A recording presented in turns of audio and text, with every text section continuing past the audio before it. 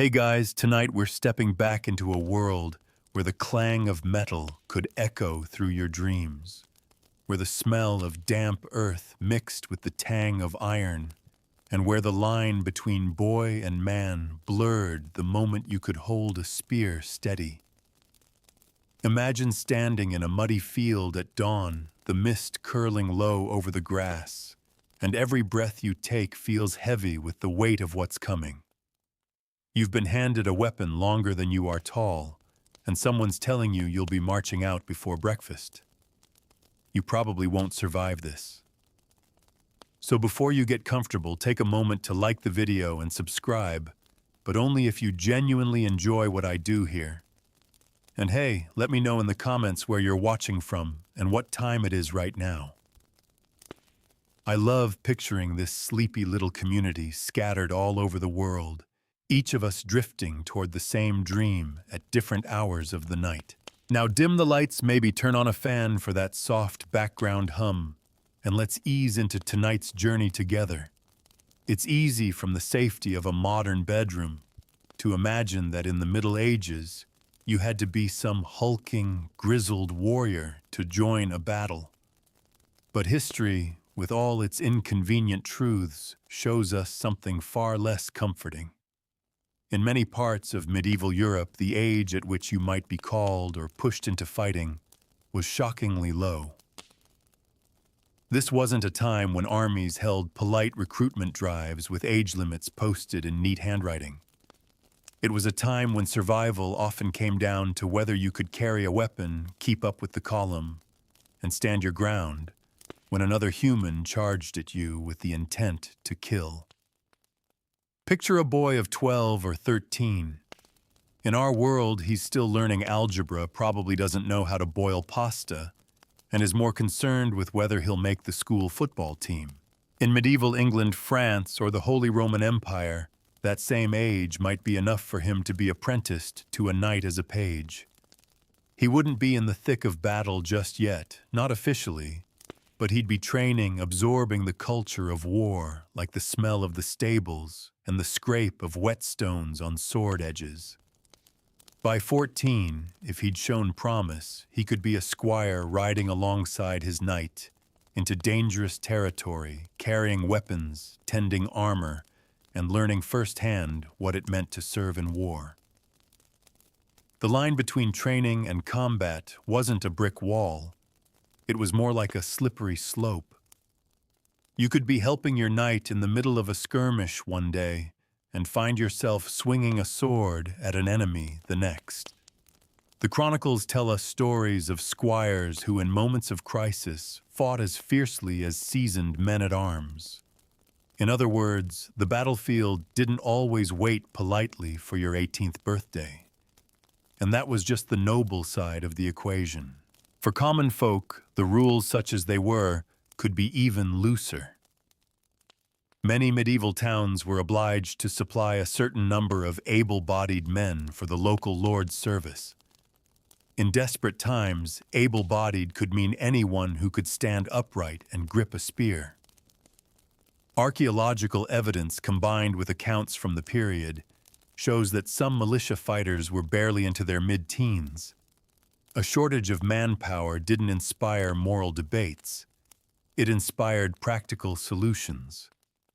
And one very practical solution was to hand the nearest teenager a pike and point him toward the enemy. Now you might be wondering, how could a young boy possibly survive the brutal physical demands of war? The sad answer is often they didn't. But those who did had usually been conditioned for physical hardship from a young age. Farming life meant long days of manual labor starting in childhood. Hauling water, chopping wood, herding animals. These weren't weekend chores. They were everyday survival tasks. By the time a medieval boy was 12, his body could be wiry, strong, and accustomed to carrying heavy loads. It wasn't the gym that trained him, it was the simple, relentless grind of rural life. And let's not forget the emotional conditioning. In an age where death was common, the idea of risking your life, whether in battle in the fields or from disease, wasn't so alien.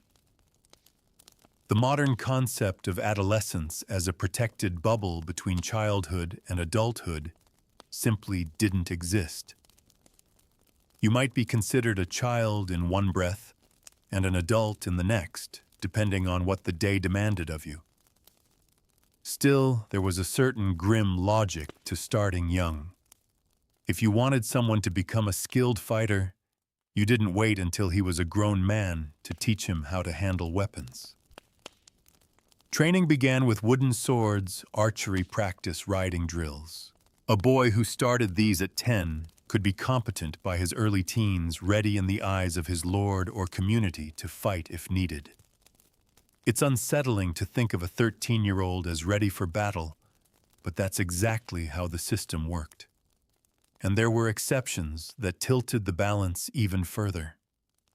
During times of prolonged war, think the 100 Years' War between England and France, the need for troops could become so acute that the age bar quietly slid downward. Chronicles mention boys barely into double digits acting as messengers, scouts, and yes, sometimes even fighters. In siege warfare, when defenders were desperate, everyone might be called to the walls, including women, the elderly, and teenagers. The alternative wasn't peace, it was slaughter.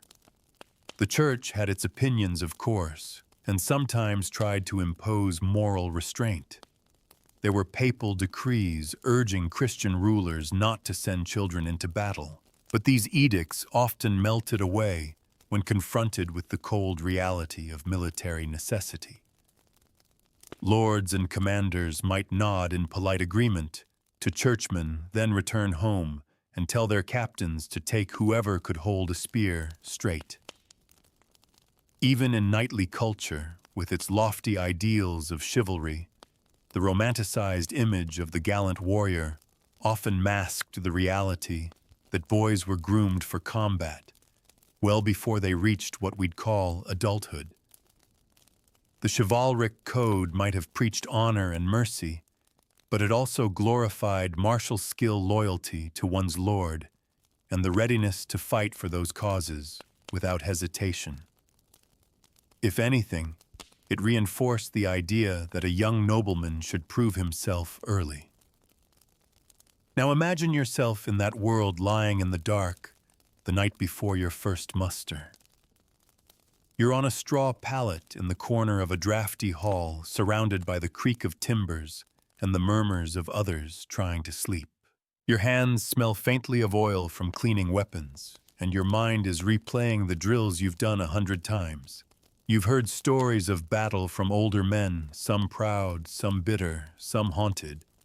You wonder which one you'll become if you make it home at all. Sleep doesn't come easy. You're young, yes, but in the morning you'll be a soldier. And so, in the medieval world, the answer to the question, how old did you have to be to fight, was as fluid as the muddy fields you might march across. Sometimes the answer was written in law or custom. More often it was written in desperation, necessity, and the cold arithmetic of war. And for many, that meant stepping into the role of a fighter years before their bodies or hearts were truly ready. The morning comes faster than you thought it would. Someone shakes your shoulder, the gray light of dawn seeping through the cracks in the shutters. The hall smells of damp wool, wood smoke, and the faint tang of last night's stew. Around you, other boys and men are already stirring, pulling on padded gambesons, fastening belts, checking straps on scabbards. There's no slow waking here, only the brisk, unavoidable knowledge that today you're expected to be ready. In medieval times, the muster was both a ritual and a test. Lords would call their men together in a field or within the bailey of a castle, checking who had turned up, who had the right gear, and who perhaps was trying to slip away unnoticed. Attendance wasn't optional. Feudal obligation bound you to serve when summoned. For younger fighters, this was a moment of both dread and pride. To stand there, weapon in hand, was proof you were counted among the able-bodied. Whether you truly were was another matter entirely. Weapons for a young recruit might be handed down from older relatives or scavenged from the Lord's armory. They were rarely new. A pike with a splintered haft, a dented helmet, a patched-up hauberk, these were common. Armor was expensive, and full suits of plate were the preserve of wealthy knights. If you were lucky, you had a decent mail shirt and a padded arming coat beneath it. If you were less lucky, you wore only thick wool and hoped it would turn a blade, at least for a moment. The weight of even partial armor was something to get used to. Imagine carrying an anvil on your shoulders while trying to keep up with a column of marching men. Training in the weeks or months before a campaign could be minimal for those not raised in the knightly class. A few days of drilling with spears, practicing the formation known as a hedge against cavalry, maybe some archery if you had a bow. But experience was considered the real teacher, and that meant you learned on the job, sometimes with deadly consequences. One mistake in formation could open a gap for the enemy to exploit, and one slip of the foot could bring you face to face with a mounted knight whose lance was already leveled at your chest. For noble boys, the start of a campaign might be less about proving physical endurance and more about demonstrating loyalty and courage. A squire was expected to keep close to his night watch and learn and be ready to step in if his master was unhorsed or otherwise endangered. There are accounts from the 100 Years' War of squires rescuing their knights in the thick of battle, fending off attackers with sword or dagger until help arrived. The expectation was that you would not run. Even if your heart hammered in your chest like a drum, even if you wanted to throw down your weapon and flee, you stayed. Cowardice could stain your name for life, and in a society where honor was currency, that was a sentence worse than death for some. The age question becomes murkier when you look beyond Western Europe. In parts of the Byzantine Empire, boys could be drafted into military service in their mid-teens, especially during prolonged conflicts.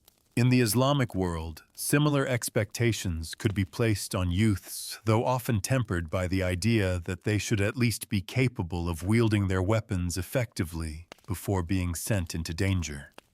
Mongol armies, too, trained their boys early archery and horsemanship, were skills taught from the time they could walk, so by the age of 12, many could already outshoot and outride grown men from sedentary cultures. But let's stay in our muddy European field for a moment. You're lined up now, the Lord Steward pacing along the row, his eyes sharp for any sign of weakness or unpreparedness. He might prod the haft of your spear, check the edge of your blade, or yank on your helmet to see if it's secure. Then comes the count, the tally of who will march. When your name or the name of your village is called, you step forward. That step is more than just movement. It's a crossing into a new reality. For some boys, that step was taken as early as 12. For others, 15 or 16. But rarely did anyone escape the call for long, especially in a war-torn region. If your father or elder brothers were dead missing or too old, you might find yourself representing your household earlier than you ever imagined. The feudal system didn't much care whether you felt ready. Service was a duty, not a choice. The march itself was another trial. Medieval campaigns rarely moved at lightning speed, but the terrain, the weather, and the weight of your gear turned every mile into a test of endurance. Mud sucked at your boots, rain soaked through your cloak, and the wind sliced into you like a knife. If you were lucky enough to ride, the days were easier on your feet, but the constant jolting could leave your body aching in ways you hadn't thought possible. Nights were spent in makeshift camps, sometimes huddled under nothing more than a blanket, with the ground for a bed, and the stars for a roof. Around the campfires, the older soldiers might swap stories, some meant to inspire, others to frighten. Tales of sieges where food ran out and men boiled leather to make broth. Tales of charges that shattered enemy lines in minutes, and others where the charging force was annihilated before they even reached the foe. You'd listen wide-eyed, trying to read between the lines for hints on how to survive. The veterans often looked at the youngest recruits with a mixture of pity and resignation. They knew what was coming, even if you didn't. It's important to understand that while age played a role in determining who fought, the realities of medieval society meant those lines were always blurred by necessity. Warfare was not a neatly scheduled affair. It came when it came, often without warning, and it demanded bodies to fill the ranks. A lord who hesitated to field younger fighters risked losing not only battles, but his lands, his wealth, and his life. So if you picture yourself there in that camp, maybe 15 years old, your breath fogging in the chill night air, you'd feel the weight of more than just your armor. You'd feel the weight of expectation from your family, your lord, and the unspoken code of survival that governed medieval life. You might still feel like a boy inside, but the world had already decided you were a man, and that perhaps is the truest answer to the question of how old you had to be to fight in medieval times. You had to be old enough for someone with power over you to believe you could fight. That could mean 18, it could mean 14. Sometimes it could mean even younger, and whether you survived long enough to grow into the role was another matter entirely.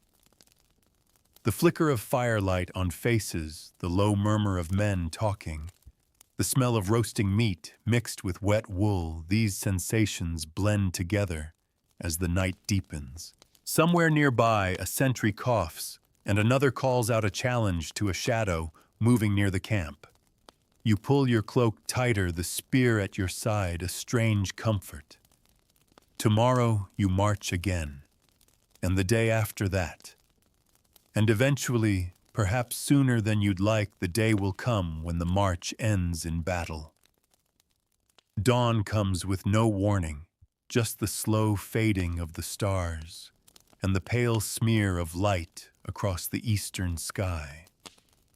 The camp is already in motion by the time you blink awake. Horses snort and stamp in the chill air, harnesses jingling as squires tighten straps and check buckles. Fires have burned down to embers, and the scent of smoke lingers low to the ground. You chew a piece of coarse bread, the crust so hard it scrapes your gums, and wash it down with a swallow of tepid water from a leather flask. There's no leisurely breakfast here. The road and the day's work are waiting. Word has come the enemy is near, close enough that scouts have glimpsed their banners in the distance, snapping in the wind. The column moves out with purpose now. No stragglers, no idle chatter, just the steady rhythm of boots and hooves, the clink and rattle of weapons and armor.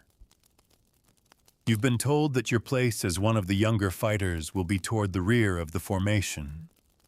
This is supposed to be safer, shielded by the experienced men ahead of you. But anyone who's heard enough stories knows there's no such thing as a truly safe place in battle. Arrows don't care where you stand. Cavalry can wheel around and strike from behind. And if the line breaks, well, the rear can become the front in an instant. The first hint of the enemy is a sound low at first, like distant thunder.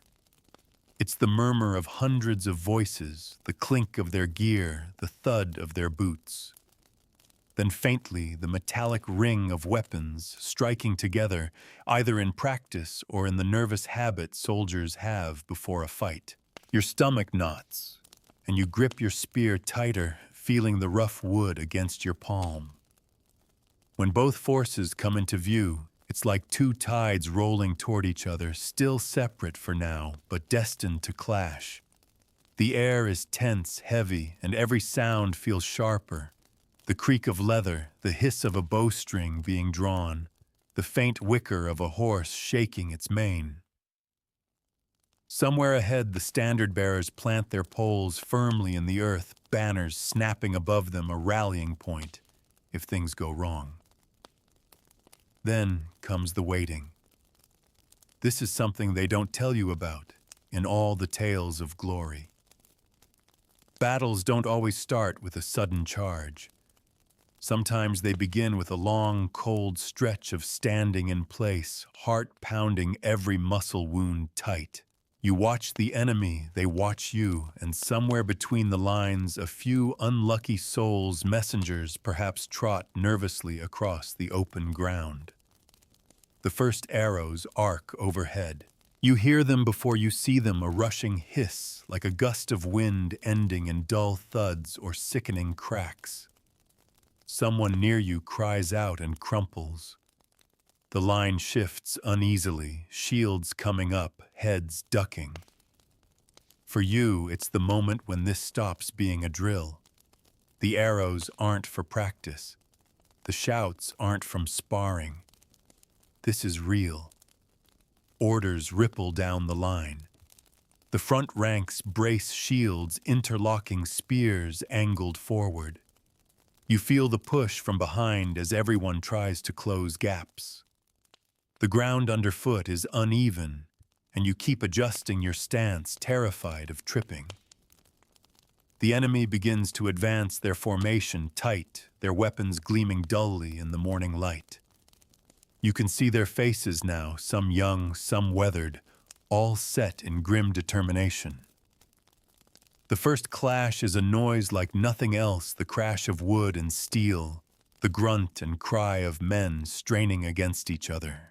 You surge forward with the press of bodies, the spear in your hands, finding the gap between two shields almost by accident. You jab, feel resistance, hear a muffled cry, and yank the spear back, and your breath ragged. Around you, the press of men is so tight, you can barely move your arms, but you keep pushing, shoving, thrusting when you see an opening. It's chaos. You hear the roar of a man somewhere to your left, the sharp clang of sword on helmet to your right. The air smells of sweat iron and something sharper blood. The ground is already slick in places, and you plant your feet carefully, knowing a slip could mean death. Someone shouts for the line to hold. You don't even know who it is, but you cling to the words like a lifeline. Then suddenly, the line buckles. You're shoved sideways, nearly losing your footing, as enemy soldiers push through a gap. A knight in gleaming armor barrels into view, his sword rising and falling with terrible speed. The men ahead of you scatter or fall, and before you can think, you're face to face with an enemy twice your size.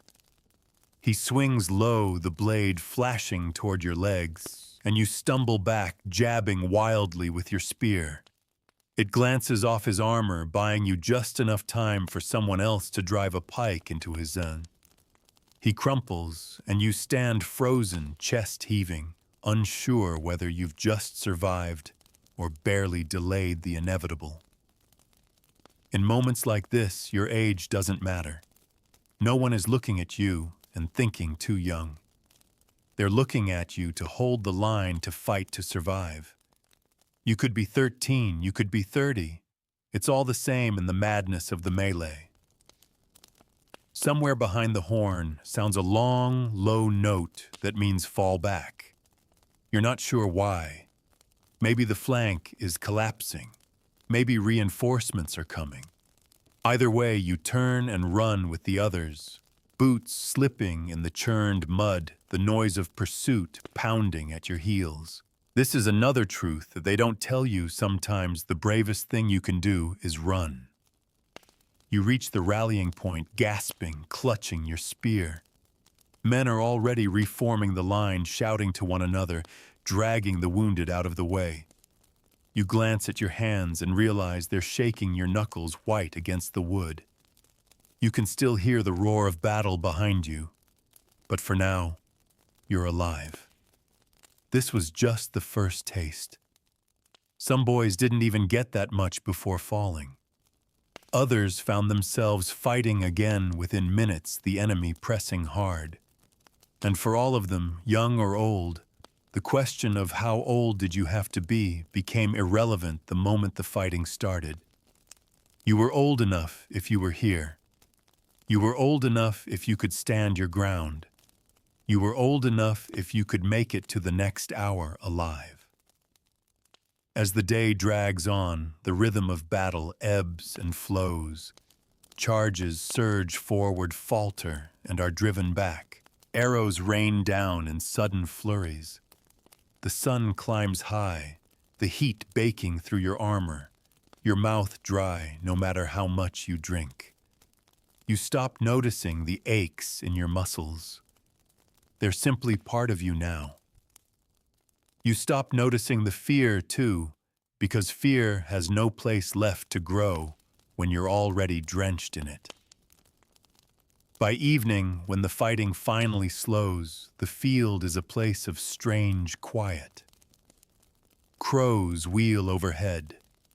Men pick through the wreckage searching for friends or scavenging weapons.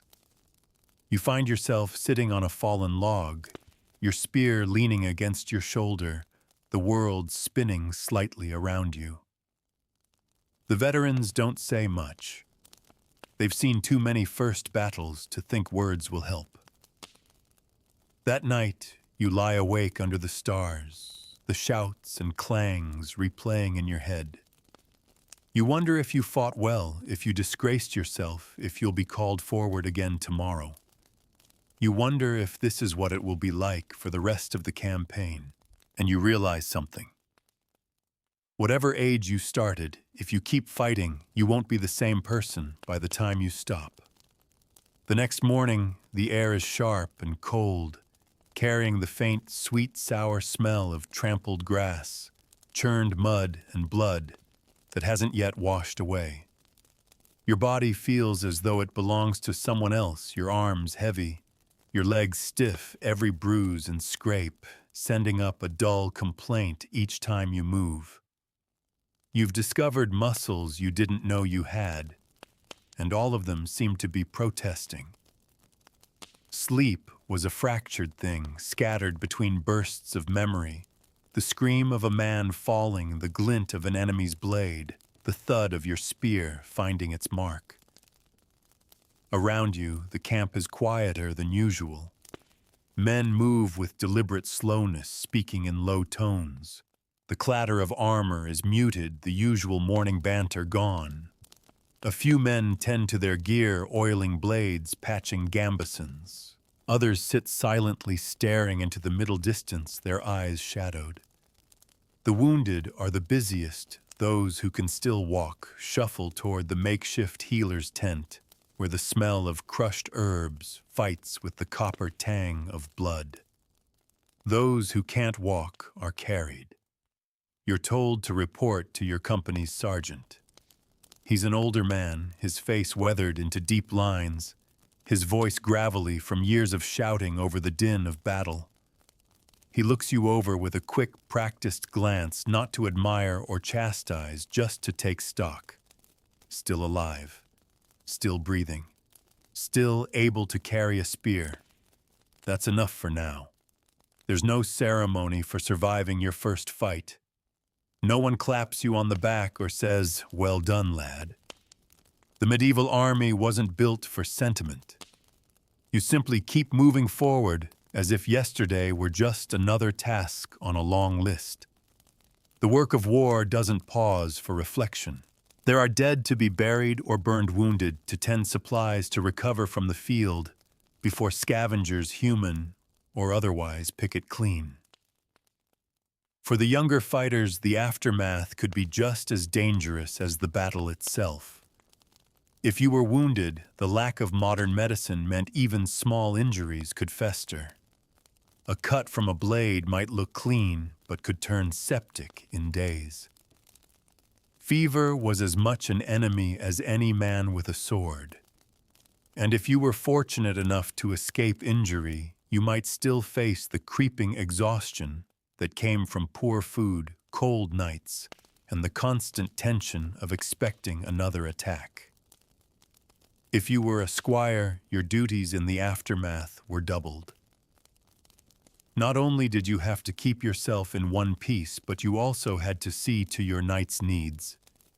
His armor would need cleaning and repair, his horse feeding and tending.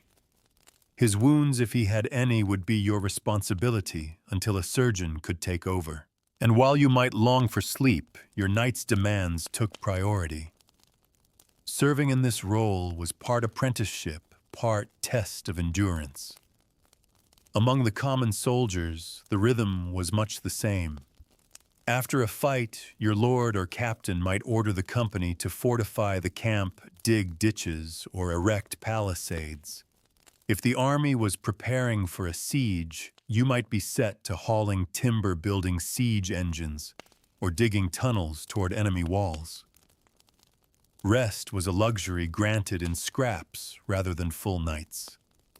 And still you were expected to be ready if the enemy attacked again.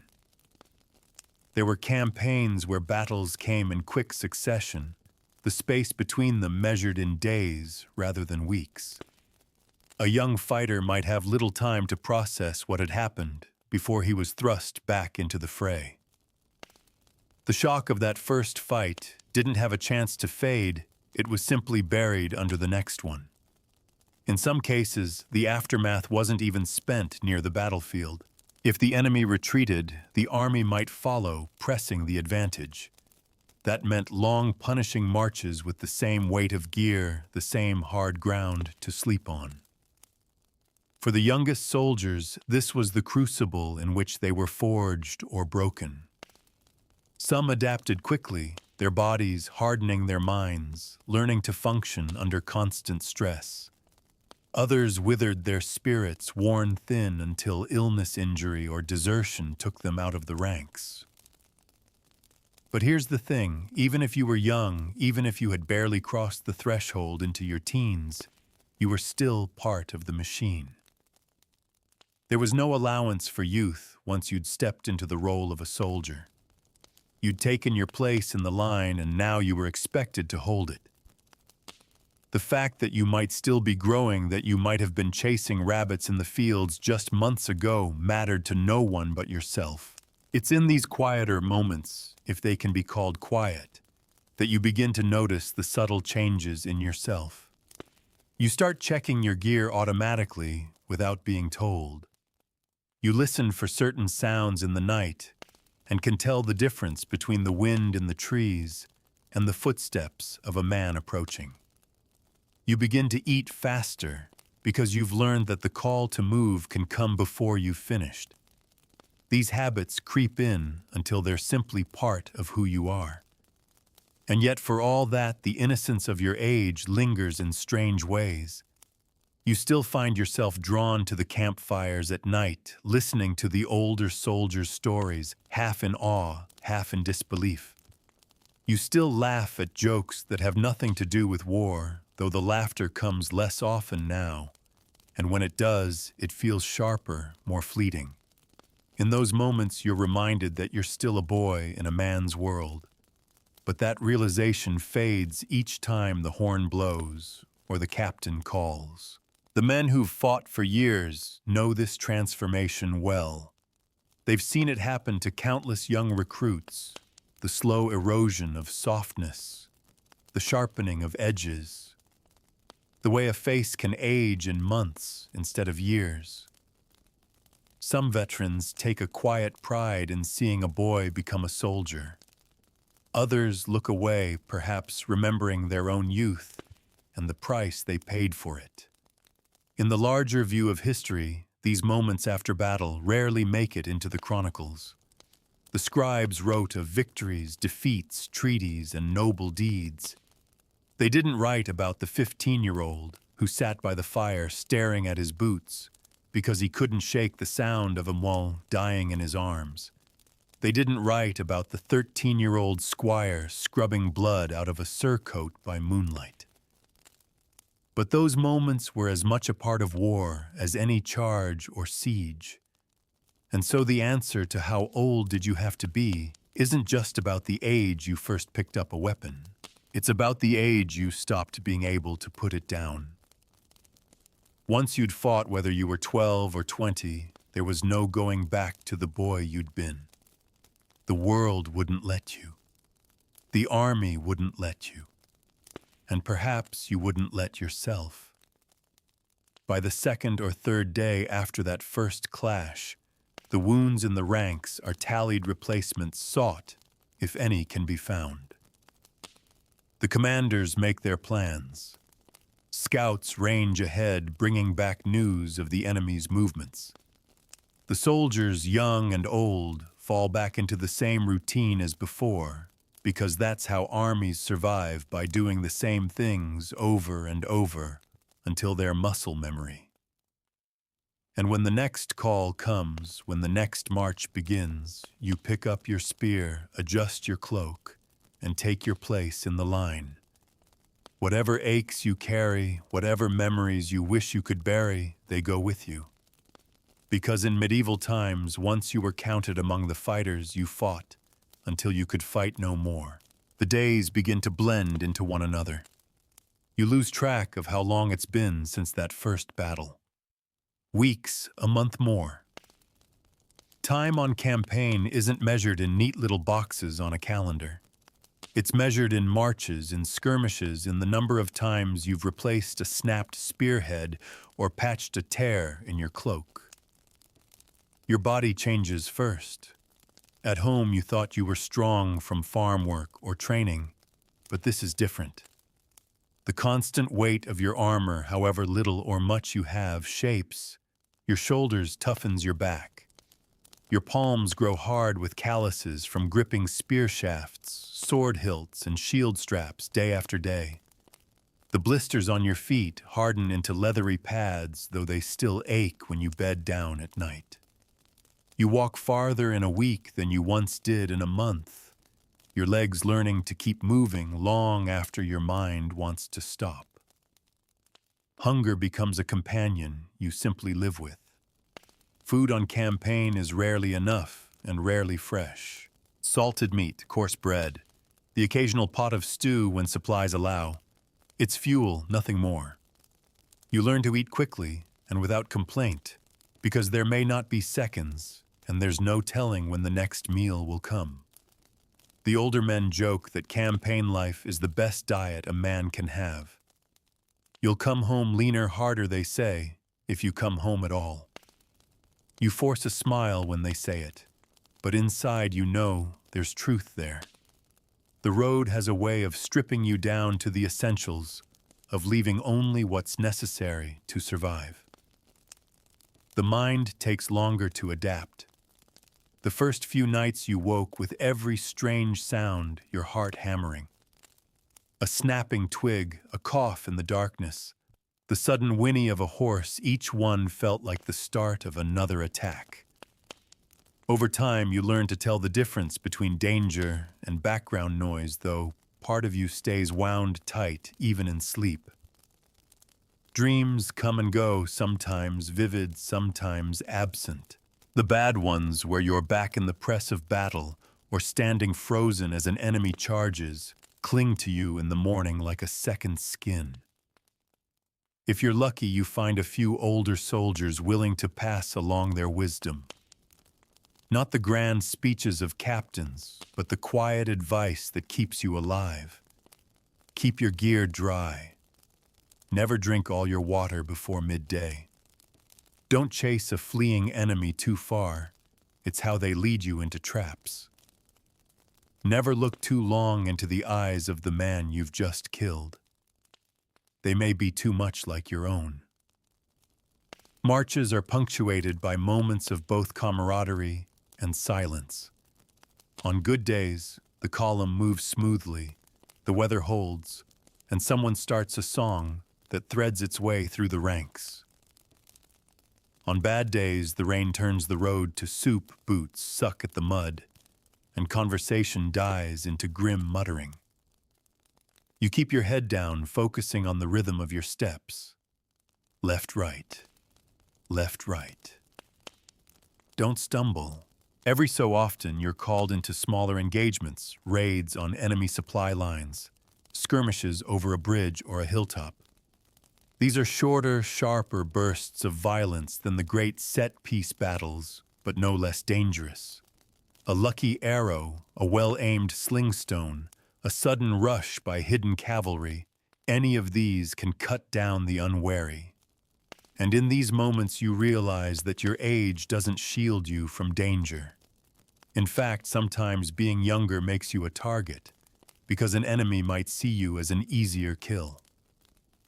It's in the long stretches between fights that the true grind of campaign life sets in. The monotony wears at you even as the tension simmers underneath. You never truly relax. Even when the sun is shining and the road ahead seems quiet, you know that danger can appear without warning. You hear the stories: a supply train ambushed by bandits, a scouting party vanishing without trace, a village burned in the night. These tales keep your senses sharp, but they also carve away the last bits of carefree youth you might have had left. And yet amidst the hardship, strange bonds form. The men you march beside become something like family, not because you share blood, but because you share the road, the cold, the hunger, and the fear. They see you at your weakest and your strongest, and you see them in the same light. You learn who will share their last scrap of bread, who will steady you when you stumble, who will stand in front of you when the arrows start to fall. The veterans have a saying: you come to war with strangers, and you leave it with brothers. You don't yet know if you'll live long enough to leave it, but you understand the meaning now. It's in the way a man you barely knew a month ago will risk himself to drag you out of harm's way. It's in the way you find yourself doing the same without hesitation. Your youth, though, still sets you apart in certain ways. You recover from marches faster than some of the older men. You can run when you have to climb a wall or scramble through rough ground without your joints complaining. But you also tire more quickly in the press of battle, your endurance not yet that of a seasoned warrior. And while you may heal faster from cuts and bruises, the mental scars, those quiet moments, when you remember faces, voices, screams, don't fade so easily. Letters from home, if they reach you at all, are both a blessing and a curse. They remind you of fields in summer, of hearth smoke and fresh bread, of the laughter of siblings or friends. But they also make the gap between your old life and your new one feel impossibly wide. Sometimes you fold the letter away unread, telling yourself you'll look at it later when you have the strength. Sometimes you read it until the ink smudges because you need the tether it offers. Weeks turn into months. The campaign moves in fits and starts, periods of waiting, sudden bursts of action, the long pull toward whatever goal the commanders have set. You hear rumors of peace, of truces being discussed, but you don't believe them until you see the banners lowered yourself. Too often, talk of peace is just that talk, and so your body hardens further. Your mind learns to endure. You're no longer the wide-eyed boy who took up a spear because someone told you to. You're something else now, not yet a veteran, but no longer a novice. You've crossed a threshold that can't be uncrossed, and you know it. At night, lying beneath your cloak with the stars overhead, you sometimes think about the question that brought you here: how old did you have to be to fight? You realize now that it wasn't about birthdays or numbers. It was about readiness, necessity, and the will of others. And once you'd been chosen or pressed into service, the years stopped mattering. The campaign made you older in ways that no count of winters could measure. Tomorrow you'll march again. You'll shoulder your gear, tighten the strap on your helmet, and take your place in the line. Somewhere ahead, there will be another fight. You don't know when and you don't know where. But you'll be there because that's what soldiers, young or old, do. The march finally slows, but not because the campaign is over. Instead, the army halts before the looming walls of a fortified town, stone towers, rising like teeth against the horizon, banners snapping defiantly in the wind. You've arrived at the next trial, a siege. From a distance, it almost looks peaceful. The walls are clean and pale in the morning sun. Birds circle lazily overhead, and the fields around them lie still. But the moment you get closer, the mood changes. The defenders are already visible along the battlements, small silhouettes against the sky, watching your every move. Their crossbows and bows are ready, their cauldrons and heavy stones waiting. You realize with a chill that they've known you were coming for days, maybe weeks. A siege is a different kind of war. Battles are quick storms, chaos, and fury that break and pass in hours. Sieges are slow strangulations. Your commander will set camp beyond bowshot of the walls, then begin the long, patient work of choking the town's lifelines. No one goes in, no one comes out, and food and water inside begin to dwindle. It sounds simple, but it is misery for both sides. The first days are spent building. You're handed a shovel and sent to dig trenches, breastworks, and earthworks, long zigzagging ditches meant to let your men move closer to the walls without being picked off by arrows. You haul timber to construct mantlets, movable shields big enough to shelter a handful of men, and rickety siege towers. If your force is lucky, there might be carpenters and engineers to direct the work. If not, it's all trial and error. The labor is exhausting. You dig under the sun, mud clinging to your boots, hands blistering on the wooden haft of your shovel. The walls never stop looming in your vision, and every so often, a shout from above means the defenders are loosing arrows or bolts at anyone who dares work too close. You learn quickly to move in short bursts, dashing from cover to cover, listening for the telltale hiss of incoming fire. If the commanders decide on an assault, that means the siege engines must be built. Catapults and trebuchets take shape under rough carpentry, massive creaking frames with slings and throwing arms designed to hurl boulders, firepots, or even rotting carcasses over the walls.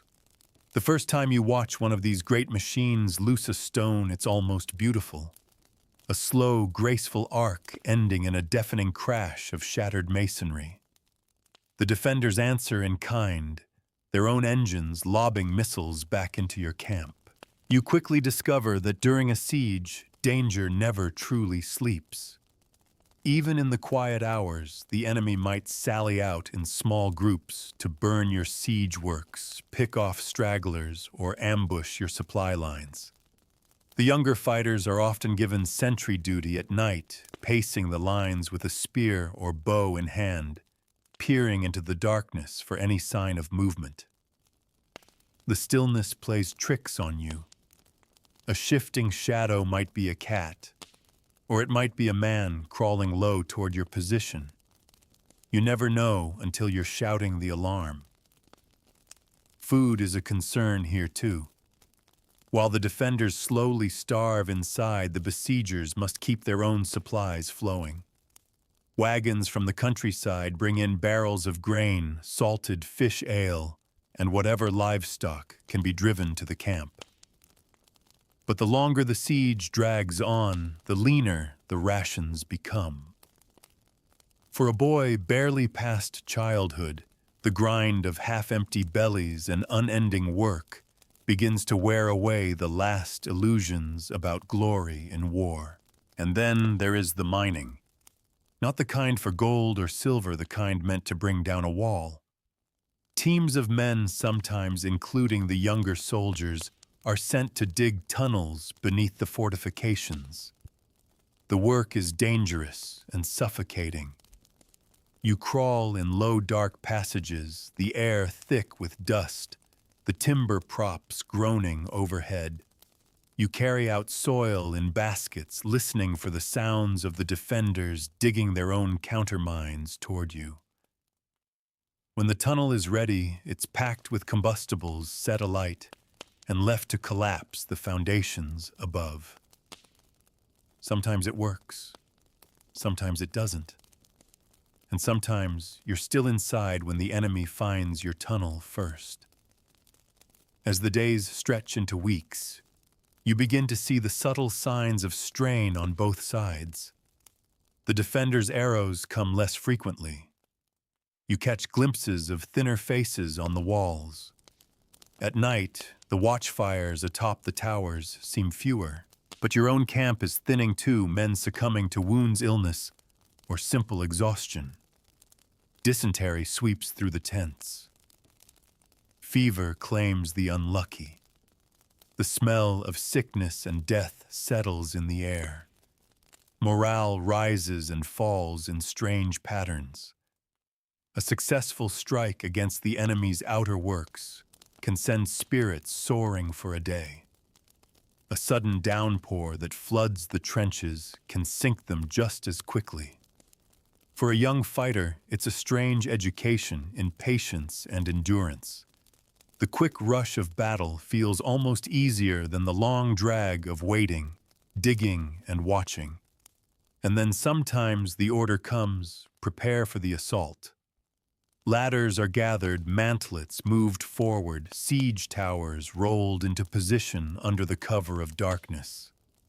You're told to sleep if you can, though no one really does.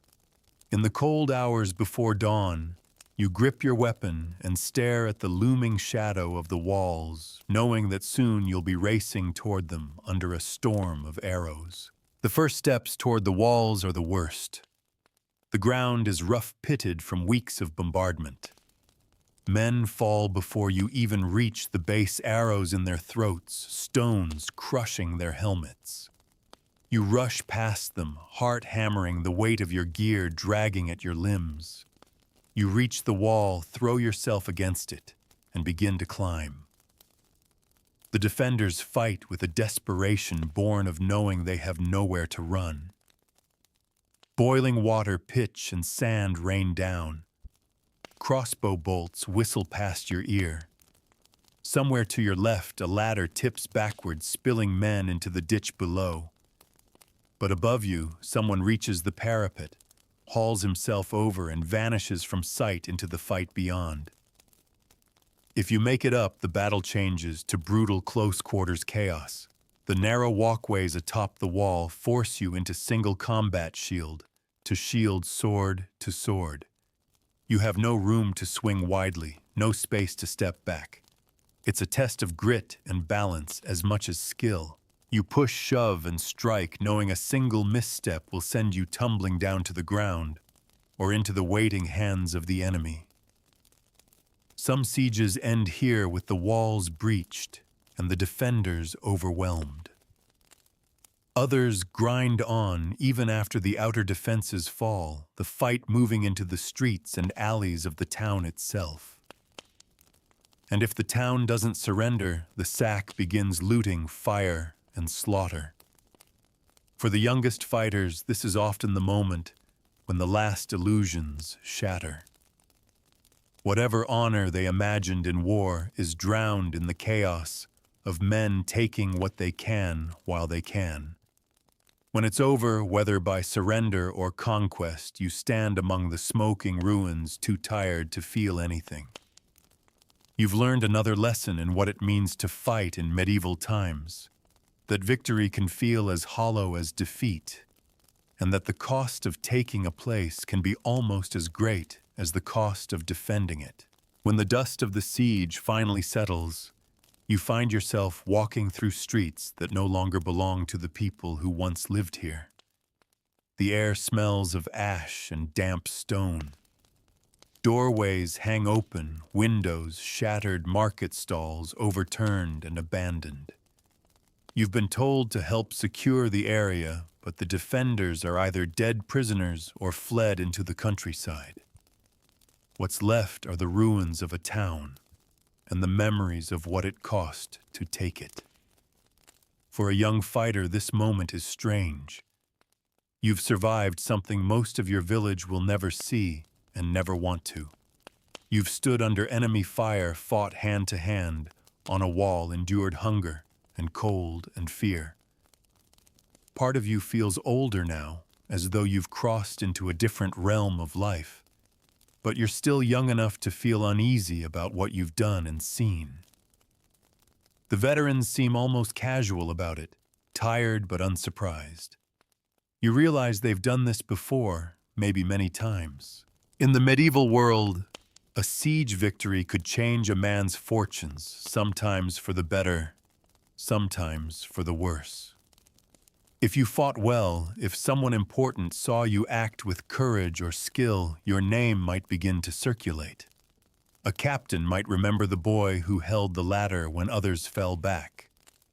A knight might recall the squire who brought him a fresh weapon at a critical moment. These memories could open doors later, a place in the household of a lord, the chance to train formally as a man-at-arms, maybe even the path to knighthood if your birth allowed. But reputation could cut the other way too.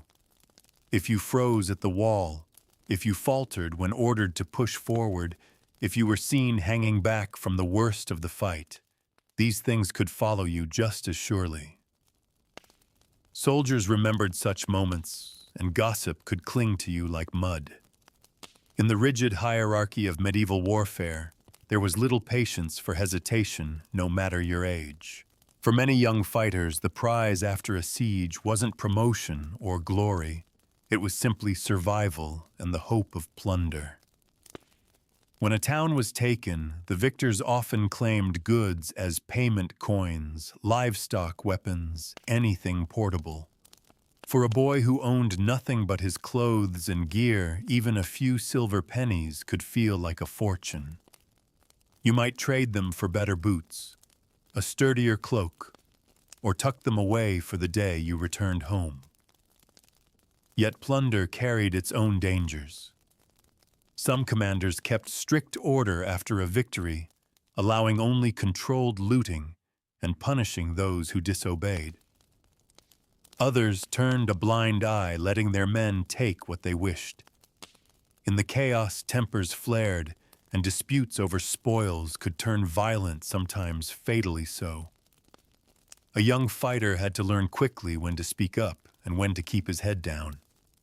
If the siege was part of a larger campaign, there might be no time to rest on whatever laurels you'd earned. The army would move on, pushing toward the next objective, chasing retreating enemies, or securing other strongholds. Your body still aching from the climb, the fighting, and the days of hard labor would be asked to do it all again. You'd shoulder your spear, tighten the strap on your battered helmet, and march as though nothing had happened. But the way others saw you might shift in subtle ways. A veteran might offer you a piece of advice unprompted. A sergeant might trust you with a slightly more important task. You might find yourself placed closer to the front of the formation, not as expendable fodder, but as someone expected to set an example for newer arrivals. You realize you're no longer the raw recruit you once were, at least not in the eyes of those around you. The transformation isn't just in status, it's in how you carry yourself. Without meaning to, you start watching others the way the veterans once watched you, assessing whether a man will hold when the arrows come, whether he knows how to keep his shield up, whether he can be relied upon to cover your side in the press. You notice things you never used to see.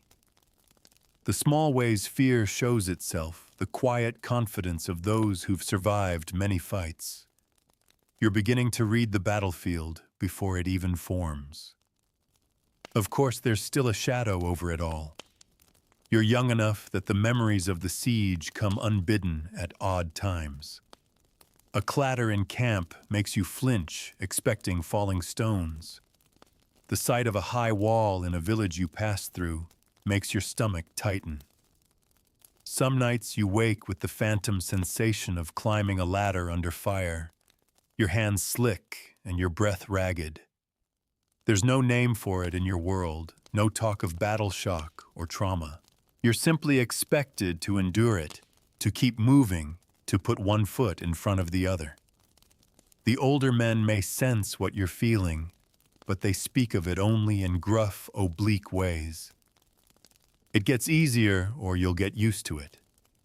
What they don't say is that you never really do, you just learn to carry it differently. Back in camp, the lull after a siege is a strange, restless time. Repairs are made to weapons and armor, fresh supplies are brought and new orders are awaited. The soldiers who fell are buried in shallow graves or burned in great pyres. The camp smells of wood smoke and sweat of cooking fires and oiled leather. On the surface, it's a return to routine, but underneath, everyone knows the next fight is only a matter of time. For a young fighter, this in-between space can be dangerous.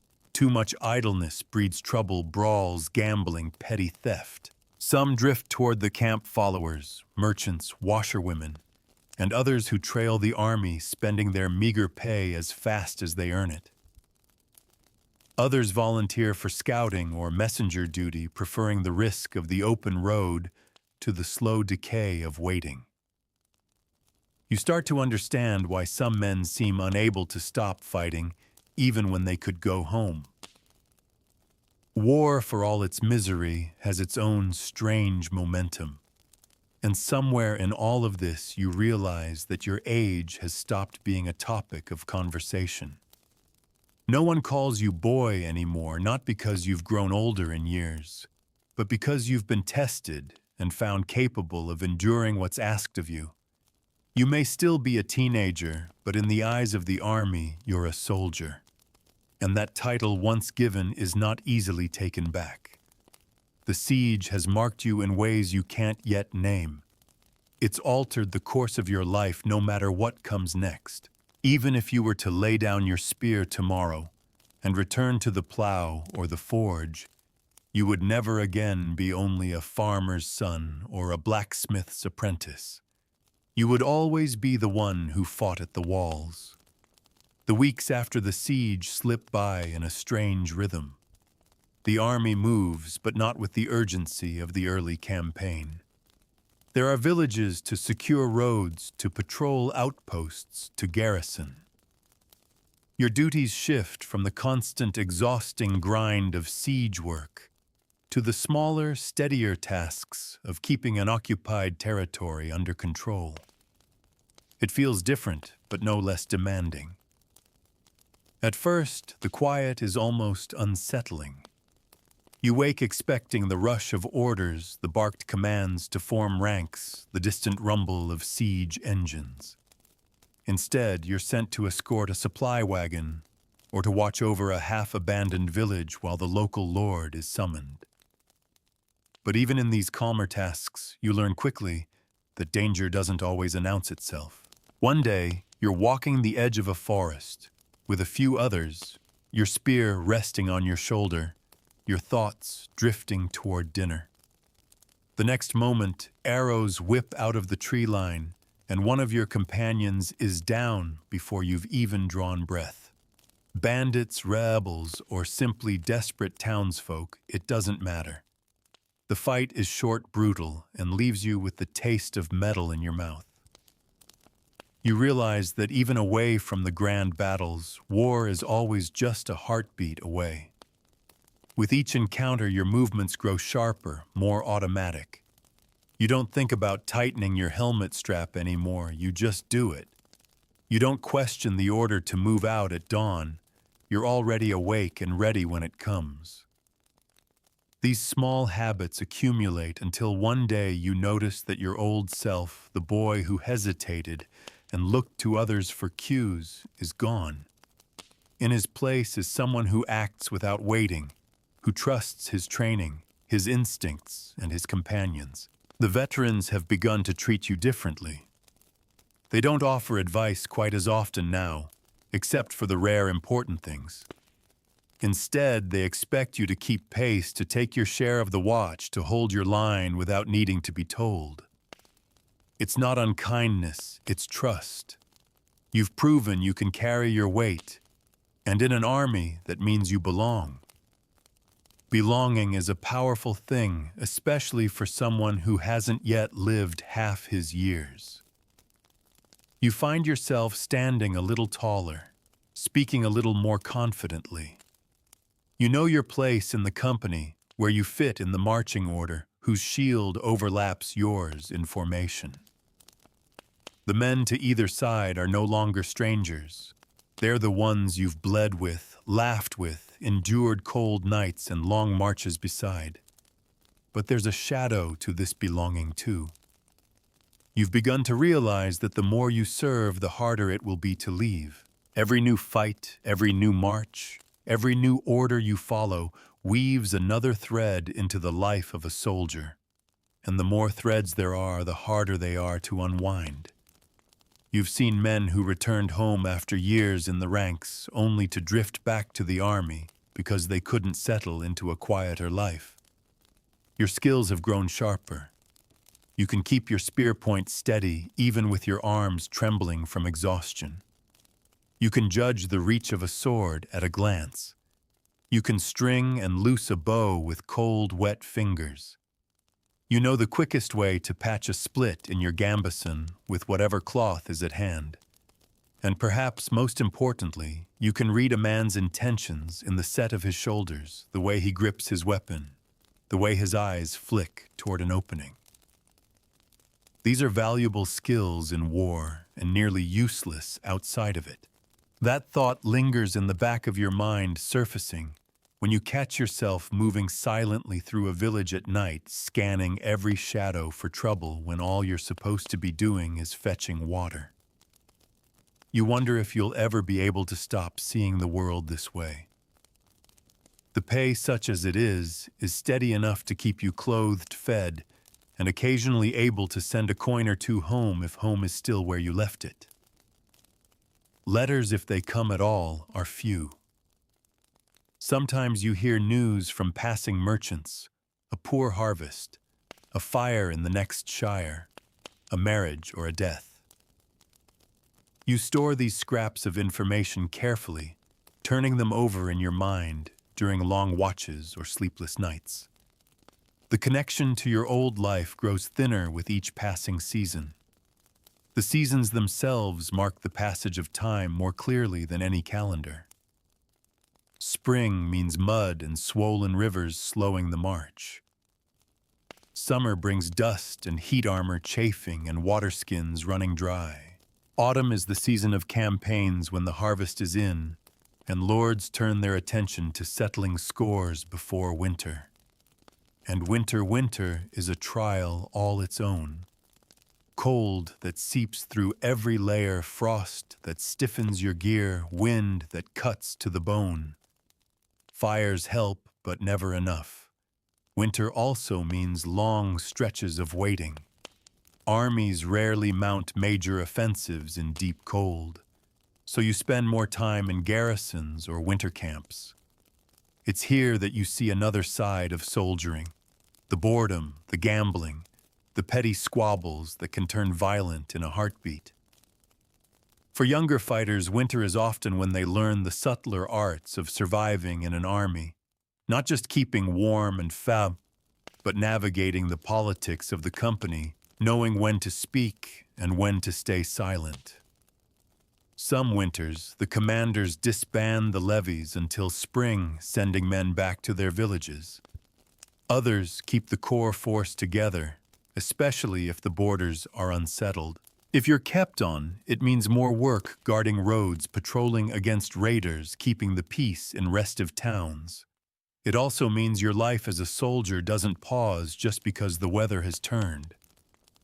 You notice now that the younger recruits look at you the way you once looked at the veterans, searching for unspoken cues, gauging when you're serious, when you're at ease, when danger is near. You didn't set out to become an example, but here you are, the one others watch. It's a strange weight to carry. You try not to think about how many of them might still be here a year from now. By now, you know that the question of how old did you have to be to fight isn't really asked by soldiers in the ranks.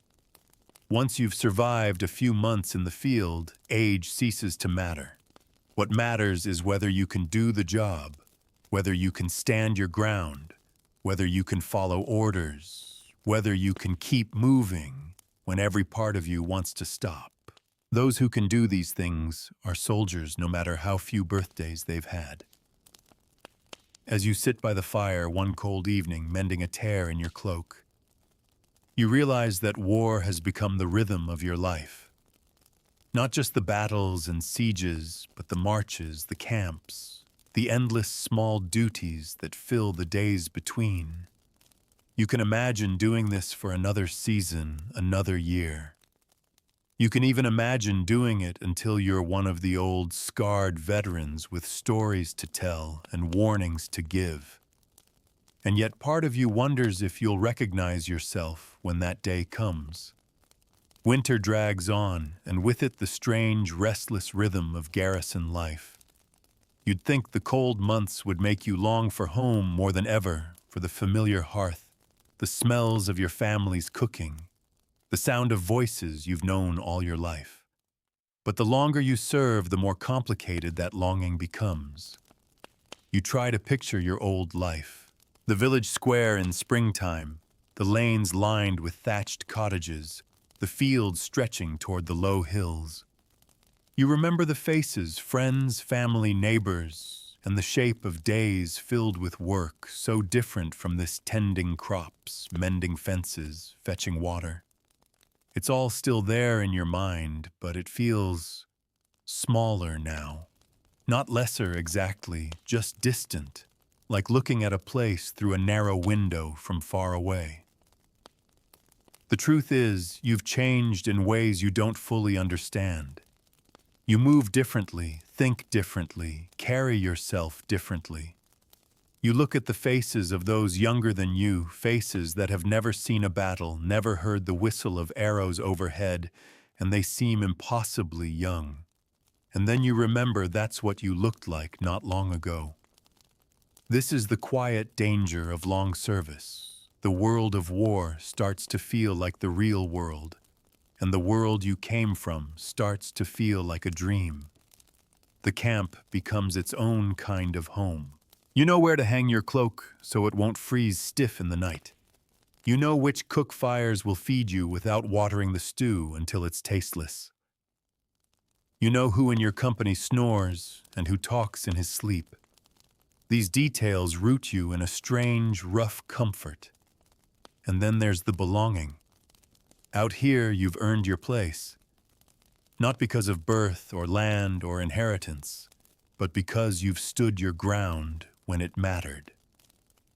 Every man in your unit knows what you've been through because they've been through it too. They've seen you in the mud, in the rain, in the press of a fight. They've seen you bloodied and bone-tired and still holding your place in the line. That kind of bond is not easily found in peacetime. Letters from home are rare, and when they do arrive, they don't always bring comfort. They speak of things you're no longer part of, harvests you didn't help bring in, weddings you didn't attend, funerals you missed. You read the words, but they feel like messages from another lifetime. The news is real, but your connection to it is thin. You fold the letter carefully and put it away, unsure whether it's made you feel better or worse. Some men dream constantly of going back. They talk about it around the fire, the fields they'll till, the wives they'll wed, the ale they'll drink in the tavern where they first learned to fight with wooden swords. Others barely mention home at all. You've learned to pay attention to which is which. Sometimes the ones who speak of home the loudest are the ones who never make it back. You start to realize that going home won't mean going back to who you were. You'll return as someone else, someone who's seen too much to slide easily back into the old rhythms. The people you once knew will still see the boy who left, but you'll know you're not that boy anymore. And they won't truly understand what's different. Not because they don't care, but because they can't. There are moments when you catch yourself imagining what it would be like to stay in the army for good. To keep marching from place to place, season to season, fighting and surviving alongside the men you've come to know as brothers. The thought is both comforting and unsettling. Comforting because you understand this life now. Unsettling because you know how easily it could become the only life you have. The veterans warn about this in their own way. They'll tell you about men who tried to go home after years in the ranks, only to find themselves restless, unable to sleep without the sound of a camp nearby. Men who left the army in spring and came back by autumn saying they couldn't settle. They missed the road, the camaraderie, even the danger. You wonder if you'll be one of them. Sometimes when you're on watch at night, you think about the difference between the word home and the word safe. In your village, they meant the same thing. Now they don't. Home might be far away, but safety is wherever your company stands strong, wherever your shield locks against another, wherever your companions keep watch while you sleep. In that sense, the army has become your home even if it's one you never chose. It's a strange truth war has taken your youth, but it's also given you a place in the world. You know what you are here. Out there beyond the campfires and the reach of the banners, you're not sure. And so you keep moving with the company when orders come.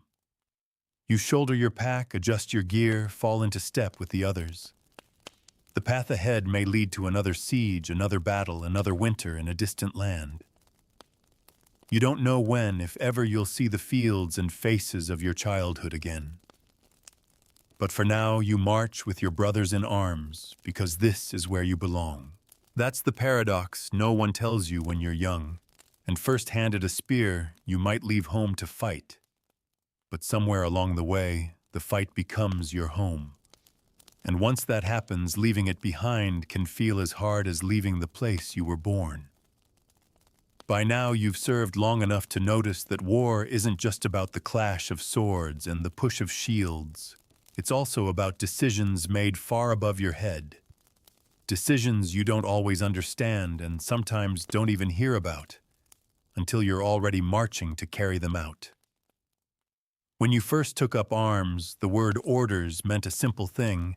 The captain or sergeant told you to stand here, march there, or fight that man, and you did it. You didn't ask why. Now, after seasons of service, you've started to glimpse the layers above those orders.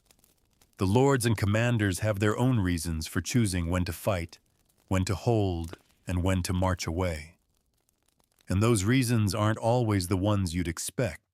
Sometimes a campaign you thought was about defending your lands turns out to be about a disputed inheritance between noble houses. Sometimes a siege is lifted, not because the enemy surrendered, but because someone at court struck a bargain behind closed doors. You realize that in the grand game, you and your companions are the pieces moved across the board, not the players moving them. It doesn't make you bitter exactly, but it does make you pay attention. You start watching how the captains speak to each other in the officer's tent, how the Lord's banner changes position in camp when new allies arrive, how the mood shifts after a messenger comes in with a sealed letter. You learn to read the unspoken signs of whether you're on the winning side or if trouble is brewing. Your loyalty has grown, but it's a loyalty shaped by the road. You fight for your company first, the men who watch your back, who've shared their bread, who've dragged you out of danger when your legs gave way. Your loyalty to the banner to the Lord whose colors you wear comes after that. You'll follow his orders, but it's the faces beside you that keep you in the fight when things go bad. The veterans talk about this too, though not always openly. They'll tell stories about past campaigns where a commander's ambition cost good men their lives, or where a retreat was ordered for reasons that had nothing to do with the battle at hand. These tales aren't told to breed rebellion. They're told so you understand the truth. War is as much about politics as it is about steel. That truth becomes clearer when you're sent on a campaign far from home. You march into lands where the people speak differently, where the villages look strange, where the banners flying from the walls are ones you've never seen before. The lords may say you're fighting for honor, for alliance, for the defense of the realm. But when you look into the eyes of the defenders, you see men and boys just like yourself. They fight for their own reasons, just as you do. And you understand that loyalty is a matter of where you were standing when the orders were given. In time, you start to see the subtle ways leadership reveals itself. The best captains know their men's names. They walk the lines before a battle, not just to check the gear, but to look you in the eye. They know when to push and when to pull back. They share in the hardships, marching on foot beside the rest of you, eating the same rations, taking the same risks. Under leaders like this, the company will fight harder because the men believe in them as much as they believe in the cause. Then there are the other kind, the ones who ride at the back, safe behind a wall of soldiers, the ones whose armor is polished, but whose hands never touch a weapon in the press of battle, the ones who eat well while their men go hungry. Under leaders like this, loyalty frays. The men still fight because discipline demands it, but the bond between rank and file and command grows thin. And once that bond is gone, even victory feels hollow. You've learned, too, that loyalty isn't just vertical up to your commander, but horizontal across the line. When a man beside you takes a wound, you don't stop to wonder whether he followed orders well last week, or whether he agrees with the cause. You help him because he's your comrade, because you know he'd do the same for you. That kind of loyalty is forged in the moments between life and death, and it's stronger than any oath spoken before a lord. Occasionally, the politics above filter down in more dangerous ways. You might find yourself holding a position not because it's tactically wise, but because giving it up would look weak to an ally. Or you might be ordered to press an attack that everyone in the ranks knows is folly, because a noble wants a quick victory to impress a rival. These are the moments that test your faith in leadership, when you're reminded that the lives of men are sometimes weighed against the pride of those in command. Still, there's a certain grim acceptance among the soldiers. You know you can't control the big decisions. What you can control is how you carry out the orders you're given, how you protect the men beside you, and how you keep yourself alive for another day.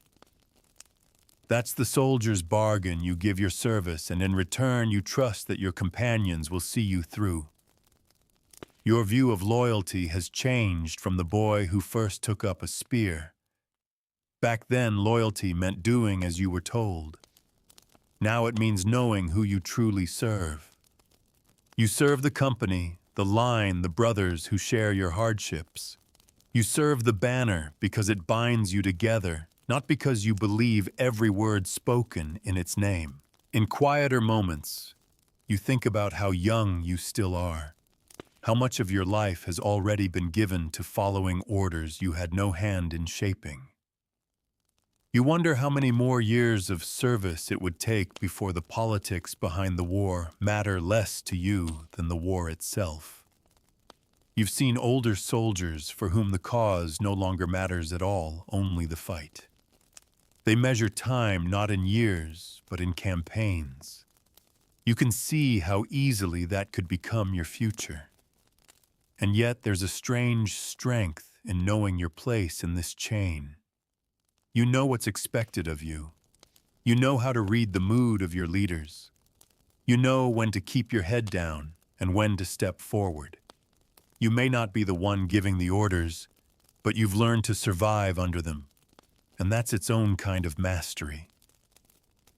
The boy who once thought a soldier's life was about swords and shields has learned that it's also about trust and judgment, about reading men as carefully as you read the battlefield. And in that way, you've grown into a fighter who understands not just how to fight, but why you fight and for whom. It happens slowly at first, and then all at once. One week, you're marching under orders to push deeper into enemy territory, braced for the next clash.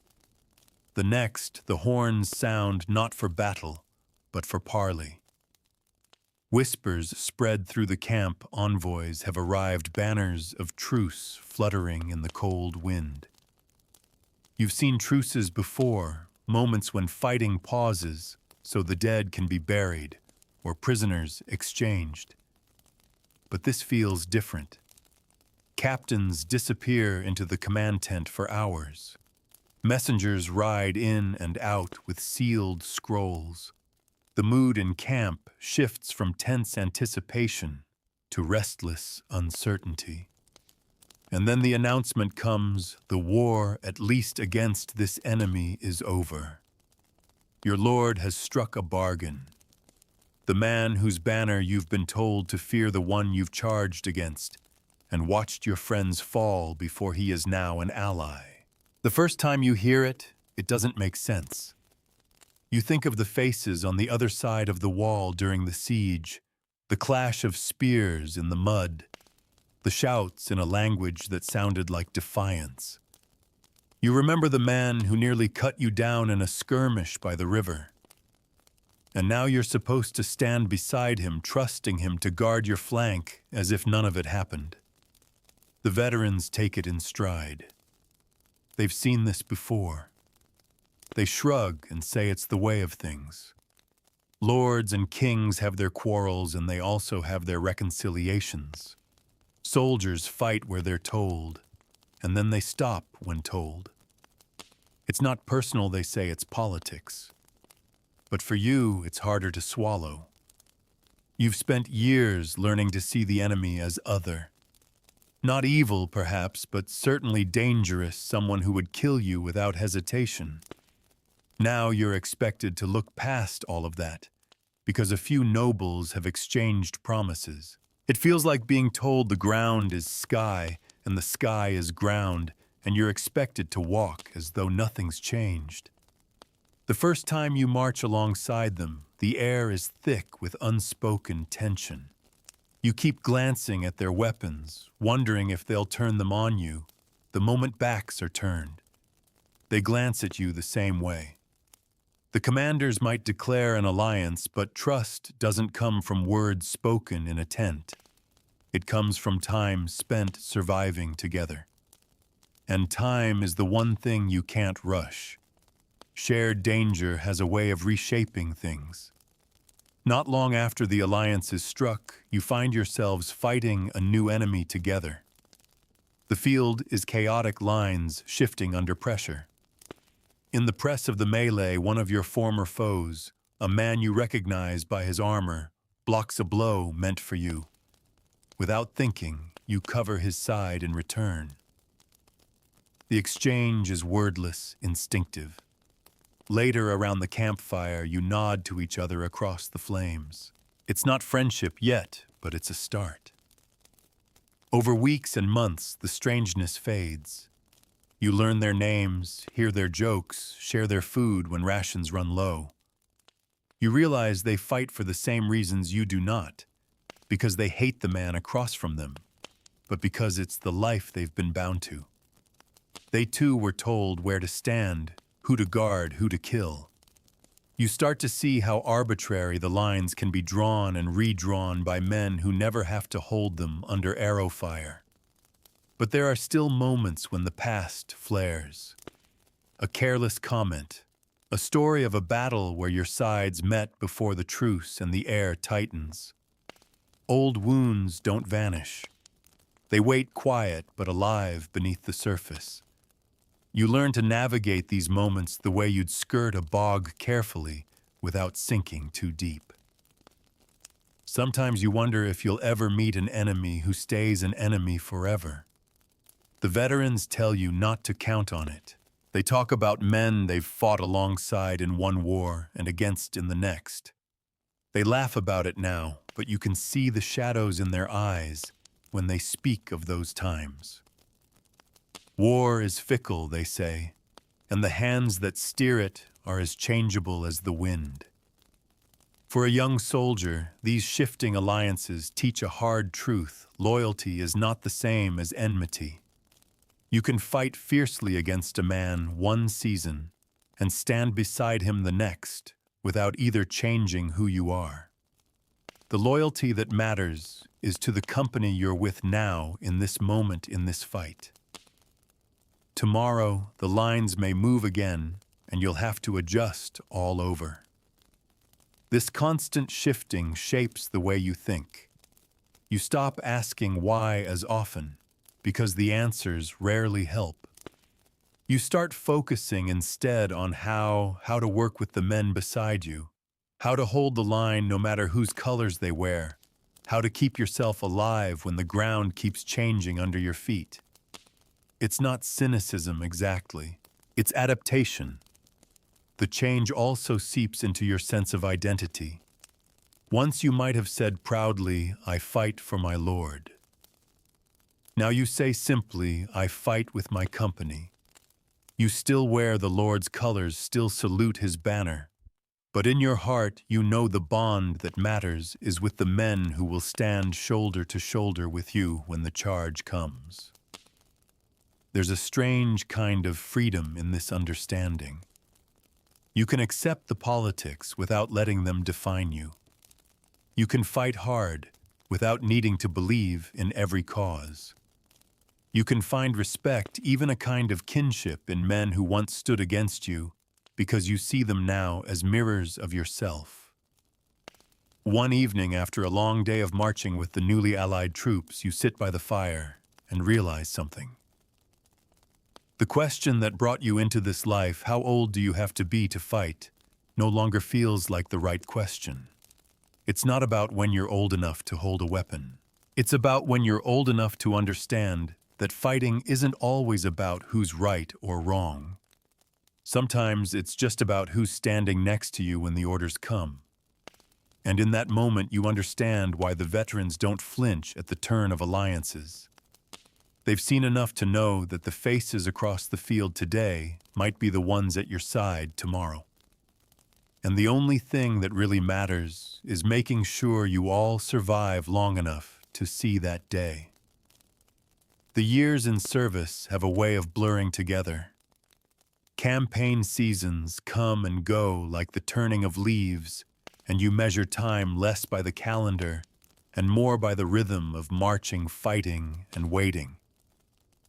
At first, the repetition felt like stability, predictable in its own way. But as the seasons pile up, the weight of them begins to press in from all sides. It starts small. You wake one morning with an ache in your knee that doesn't fade after a day's march. A cut on your hand takes longer to heal than it used to. You're a little slower getting to your feet after sitting by the fire. You laugh it off. At first, you're still young after all. But deep down, you know that these aren't just aches from yesterday's work. They're the beginnings of the long, slow wear that soldiering leaves in the bones. The toll isn't only physical. There's a heaviness in your mind now that wasn't there in your first campaigns. In the early days, every march, every battle carried a strange charge, fear, and adrenaline in equal measure. Now the anticipation is dulled. You've learned what to expect, and sometimes that's worse. You know how long a siege can drag on. You know what a battlefield looks like at the end of the day. You know the smell that clings to your gear after a fight. That familiarity can make you slower to hope, slower to believe that the next campaign will be different. The veterans have a wordless way of showing this. They move efficiently, do their work, keep their gear in order, but their eyes are often far away. When they speak of past battles, their tone isn't boastful. It's matter of fact, even flat. You're starting to sound the same without realizing it. The cracks begin to show in other ways too. You find yourself less eager to make friends among the new recruits. You've seen too many fall in their first battle, too many vanish from the ranks after a single winter. You still train beside them, still show them how to strap their armor properly or keep their bowstring dry. But you keep a small distance in your heart, a space where their loss won't hit quite as hard. At least, that's what you tell yourself. Sleep changes. The camp is quieter some nights, but you still wake often, sometimes to the sound of a snapping branch, sometimes to nothing at all. The dreams are vivid when they come the face of a man you fought, the sound of an arrow passing close the moment you lost your footing on a muddy slope. You wake with your heart racing, gripping the blanket, as if it were a shield. By morning you act as though nothing happened. That's the soldier's way. You've also learned that rest isn't the same as recovery. Even when the company is in garrison for the winter, your body never fully lets go of the tension. The work changes, more guard duty, less marching, but the edge remains. You're always listening for trouble, watching for signs that orders are about to send you back on the road. Sometimes in the rare quiet hours, you think about home, not the hazy, idealized memory, but the actual place you left. You wonder who's still there, who's grown older, who's gone. You wonder if they'd even recognize you now. You imagine walking into the village square, in your worn armor, the road dust still on your boots, and seeing the looks in their eyes.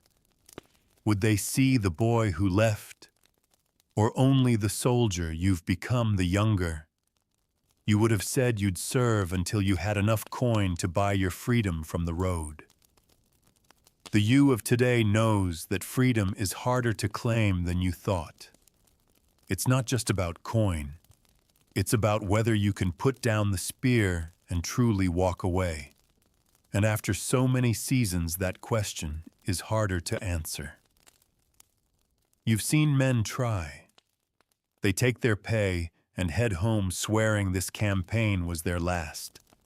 A year later, they're back sometimes because they couldn't make ends meet without the soldier's wage sometimes, because the farm work felt hollow, after years of battle sometimes, because the quiet itself was unbearable.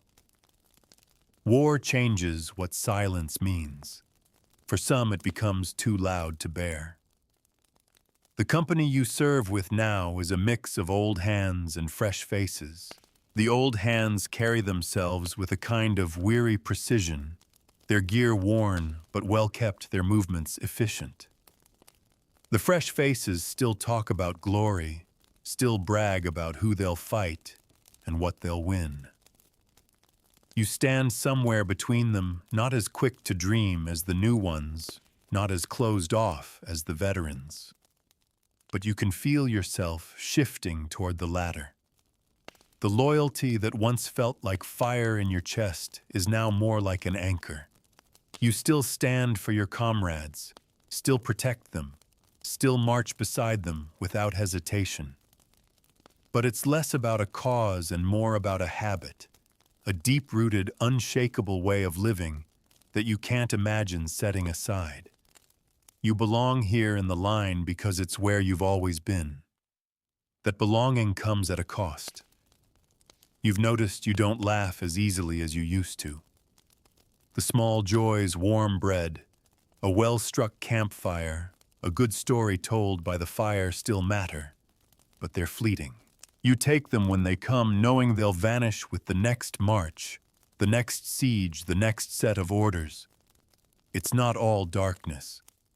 There's still a pride in knowing you've endured what others couldn't in having the skill to survive battles and winters alike. You know how to keep your weapon sharp, your body ready, your mind focused. You know how to read the ground, the sky, the enemy. Those are hard-won abilities, and you carry them with a quiet satisfaction. But you also know they were bought at a price, one that grows heavier with each passing season. Sometimes you catch sight of yourself reflected in water or polished metal, and you're startled. Not by scars or lines, though they're there, but by the set of your eyes. They're older than the rest of you. You wonder if that's how others see you too. You're still young by the count of years. But in the count of campaigns, in the weight of what you've seen, you've lived more than some men twice your age. And that's the truth you carry once you've given enough years to the road. The road leaves its mark on you forever. The cracks don't mean you're broken. Not yet. But you can feel them widening slowly, season by season. And you wonder quietly how many more before the gap between the boy who left home and the man who might return becomes too wide to cross. The campaigns feel different now. It's not just the weather or the terrain, it's you. You've been carrying arms for so long that the weight feels as natural as your own skin, but lately, you've begun to sense the shift that comes when the road behind you is longer than the road ahead. Word spreads that the war is winding down. The big battles are over, the enemy's strength broken, the lords beginning to speak more often of harvests and trade than sieges and marches. There are still skirmishes, still outposts to hold, still dangers on the roads, but the push has lost its urgency. The horizon no longer carries the constant promise of another great clash. For the younger recruits, this is cause for celebration. They talk about going home, about laying down their arms, about finally sleeping without their boots within arm's reach. For you, the feeling is more complicated. You've been doing this for so long that the idea of stopping feels strange, unsettling. You've built your life around the rhythm of the soldier's year, spring marches, summer sieges, autumn raids, winter garrisons. What happens when that cycle breaks? There's a quiet unease in the company. Some men begin hoarding coins and goods, preparing for the return to whatever life they left behind. Others seem restless, even irritable, as if they'd rather the war go on than face the stillness that comes after. You understand both feelings. The captains still keep you busy. Patrols into the countryside to make sure the peace holds. Escorting merchants now that the roads are safer. Guarding the towns and fortresses that were hard won in the last campaigns. The work is easier than siege or pitched battle, but it's also emptier. Without the press of true danger, the days begin to blur in a different way, less survival, more routine. You've noticed your own habits changing. You keep your armor in good repair, but you polish it less often. Your spear is still sharp, but the edge hasn't bitten into an enemy shield in months. Your eyes still scan the tree line on patrol, but more often than not, there's nothing there. It's in this lull that memories start creeping in more often. Faces you haven't thought of in years. The boy from your village who marched beside you in your first campaign and fell in a muddy field before you'd even seen your second. The knight who took you on as a squire and taught you how to hold a shield steady under a rain of arrows. The veteran who showed you how to keep your boots dry in the wettest march. Some of these men are gone. Some may be out there somewhere having left the war before you. You wonder if they think of you too. When the orders finally come for you to stand down, the moment doesn't feel as triumphant as you once imagined it would. There's no grand ceremony, no farewell feast. The company is simply told that their service is no longer required. Those with land or family to return to leave within days. Those without linger. You linger. Part of you knows you could go back to the village. You could take up whatever work you can find, farmhand miller's helper, maybe even guard duty for the local lord if he'll have you. But you've been living on the road for so long that the thought of waking in the same bed every night feels almost alien. You've learned to read the dawn sky as a sign of the day's march ahead, to measure your meals by how far you've traveled, to judge the worth of a camp by how quickly you can pack it and move on. How do you unlearn that? Some of the old hands tell you to give it time. The first months are strange, they say. Then you find your feet again. Others warn you that you may never feel truly at home again in one place. You listen to them all, but you're not sure which you believe. The truth is, you've built your sense of self around being a soldier. You know who you are in a shield wall on a night watch in the silent hour before a charge. You know your worth when you're holding a spear and the men beside you trust you to hold the line. Without that, you're not entirely sure what's left. And so you walk the edges of the camp in the evenings, even though you no longer have to. You keep your gear close, even though there's no call for it. You rise early, even though the mornings are yours now. Old habits cling like burrs. One day you hear that another lord to the south is mustering men for a campaign of his own. The pay's decent, the risk moderate. You could join him. You could keep going. Keep the rhythm of the soldier's life a little longer. It would be easy to do. But then you think of the road behind you and how much of it you've already walked. You think of the weight of years, not in birthdays, but in campaigns, and how they've carved you into what you are. You think of the boy who once asked how old you had to be to fight, and you realize that for you, that question has long since been answered. You were old enough the moment you stopped asking. The war may be ending, but the soldier in you doesn't vanish with it. It lingers quiet but present, shaping how you see the world, how you move through it, how you measure danger and safety. Maybe that will fade in time. Maybe it never will. For now you stand at a crossroads, spear in hand, looking toward the open road and the long-forgotten path home. The wind smells of early spring, carrying with it the promise of change. Somewhere ahead lies the answer to the question you're almost afraid to ask. What does life look like after the fight? You take a breath, and for the first time in years, you're not entirely sure which way you'll go. The road home feels both familiar and foreign. It's the same dirt track you might have walked as a boy, though you walked it then without armor on your shoulders, without the weight of a spear in your hand, without the quiet heaviness that now sits behind your eyes. The hedgerows are taller than you remember. The fields stretch out the same as ever, but they seem smaller somehow, as though the horizon has been brought in closer. With every mile, the sound of the army fades, the steady rhythm of marching boots, the clink of weapons, the murmur of hundreds of voices. It's gone now, replaced by bird song, the wind in the grass, the distant bark of a farm dog. At first, the quiet is soothing. Then it's unsettling. You find yourself glancing over your shoulder as though expecting to see the company still there waiting for you. When you reach the village, it's almost as you left it. The same cottages leaning into the wind, the same well in the square, the same smell of wood smoke drifting from the chimneys. But the faces have changed.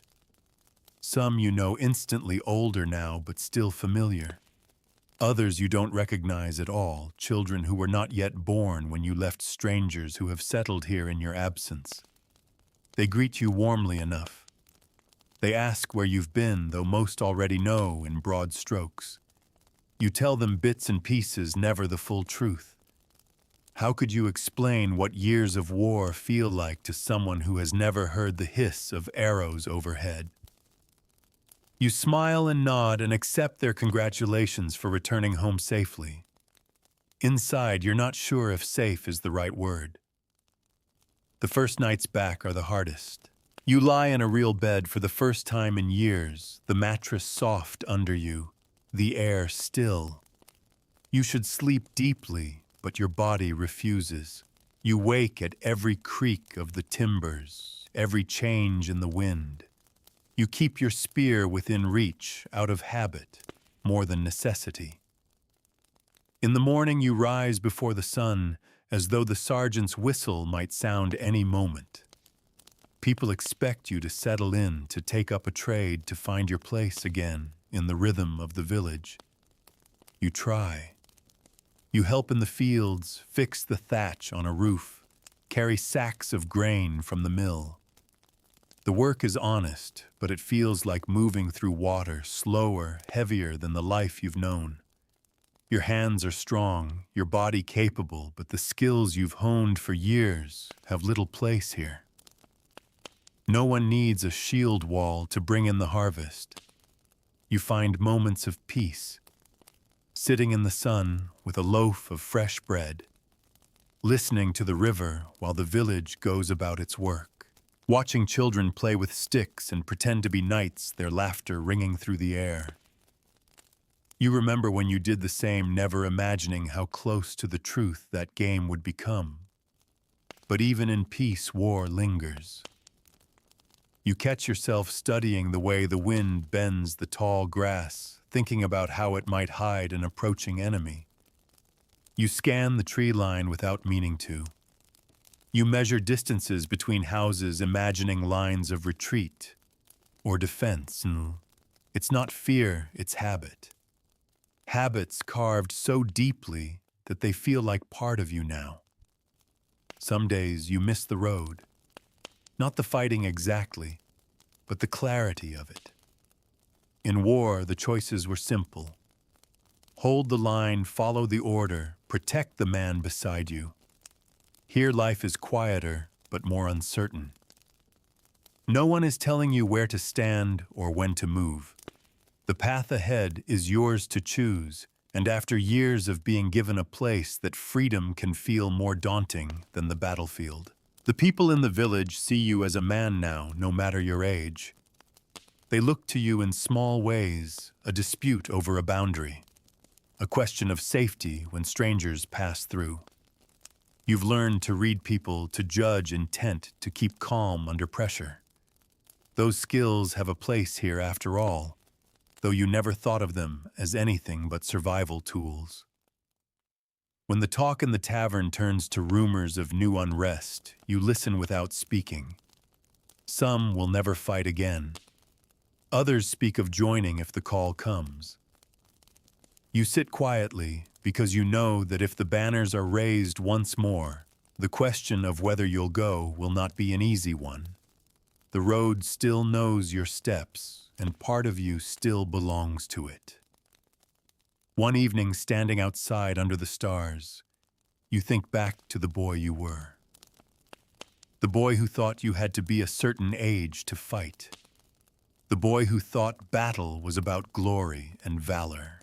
You wish you could tell him the truth, that it was never about the number of years you'd lived, but about whether you could endure what was asked of you. That once you stepped into the line, you were a soldier, no matter your age.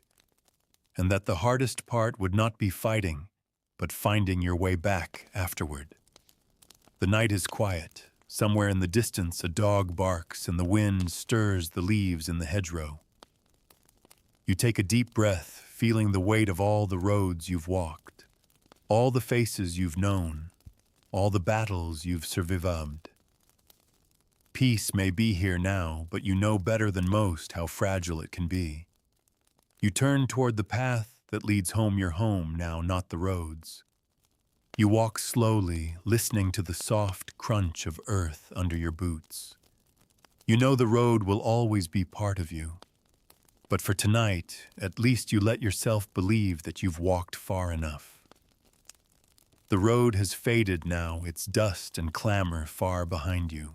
What's left is the stillness of a warm night, the comfort of a familiar room, and the sense that for the moment your journey is over.